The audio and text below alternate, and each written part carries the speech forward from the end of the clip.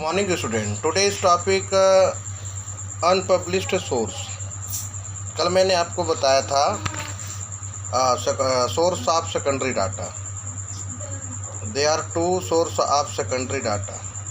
First published source, second unpublished source. मैंने आपको कल बताया पब्लिश्ड सोर्स के बारे में, जिसमें first governmental publications, semi governmental publication, reports of committees and commissions, publications of international organization, publication of research institutions, publications of trade institutions, journal and newspapers, annual reports of joint stock and companies. आज देख रहे हैं unpublished source. Secondary data can be collected from unpublished source also. A number of research scholars collect statistical information for various purposes which is not published for some reasons or the other. Such information is kept in files, registers, etc. They are mostly used for their own purpose by the institutions. Sometimes they are keep secret. Personal investigations, statistics related to research are keep unpublished. Such information may be used as a secondary data. Precaution in the usage of secondary data. Secondary data should be used very carefully. According to Bowley, it is never safe to take published statisticals at their face value without knowing their meaning and limitations, and it is always necessary to criticize adjustment that can be based on them. देखिएगा, ये जो published unpublished source है, इसमें published source में क्या होता है, जानकारियाँ जो इन्वेस्टिगेशन करता है उसको पूर्णता मिल जाती है, लेकिन ये अनपब्लिश्ड सोर्स में यानी अप्रकाशित स्रोत जिसको बोलते हैं,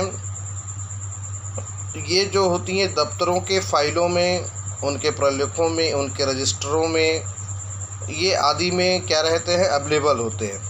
और ये जो प्रायः जो होते हैं संस्था के द्वारा या किसी कंपनीज के द्वारा, है ना, या किसी ट्रेड के द्वारा, ये अपनी पर्सनल यूज़ के लिए क्या करते हैं, डाटा को कलेक्ट करते हैं, और कहीं कहीं इसको बिल्कुल टॉप सीक्रेट रखा भी जाता है।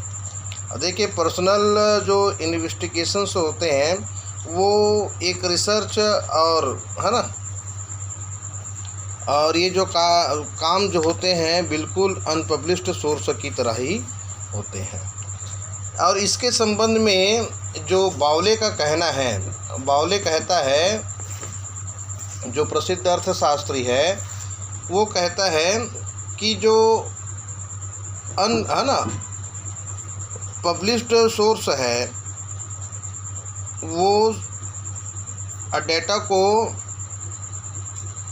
बिना उनका अर्थ और उनका लिमिटेशन जाने जैसा का तैसा स्वीकार कर लेना कभी सुरक्षित नहीं है, और उन पर आधारों तर्कों की आलोचना करना सदैव आवश्यक है। In the same way Connor statistics, specially other people's statistics, are full of pitfalls for the user unless used with cautions. Connor भी इसको सेम ही कहता है ना। कॉर्नर के अगर मत को देखें तो कहता है कि जो अदर्स व्यक्ति होते हैं, अदर्स पर्सन, उनके द्वारा जो संकलित जो डेटा हैं, कलेक्टेड डेटा हैं, उनका प्रयोग सावधानी से न किया गया तो इन्वेस्टिगेशन के लिए वो क्या हो जाता है, खतरे की तरह हो जाता है। इसलिए बिल्कुल बी केयरफुली इसको क्या करना चाहिए, कलेक्ट करना चाहिए। तो कैसे करें, following precautions should be taken for the use of secondary data. Okay, First, data should be reliable. The reliability can be tested by feeding on the collecting agency and proper method used in collection of data. Second, data should be suitable for the purpose. Data suitable for one purpose may be unsuitable for the other. Hence, one should make it sure whether the data are suitable for the purpose for which they are used. तो इस प्रकार से भी अपन देख सकते हैं. Third है, data should be educated. The data should be adequate for the purpose, otherwise the conclusions drawn will be incorrect. Fourth, the integrity and experience of collecting organization should be examined properly and should be ensured that the agency is unbiased, efficient, honest and experienced. Okay. Fourth है ascertainment of object and scope. If object and scope of the inquiry for which data loss originally collected are the same, the use of secondary data may be useful.